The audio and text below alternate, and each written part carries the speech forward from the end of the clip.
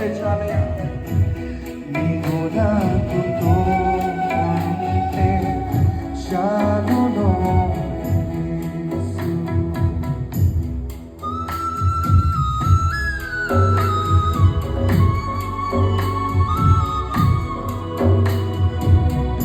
ఎన్ని శోధనలు వచ్చినా, ఎన్ని కష్టాలు వచ్చినా, వారి జీవితంలో ఎన్ని బాధలు ఉన్నా ఇంతవరకు దేవుడు నడిపించాడు. ఇక ముందు కూడా వారు నడిపించి ఆయన నామను మాత్రమే మహిమ చెల్లించుకోవాలని ప్రతి ఒక్కరు వేడుకుందామా?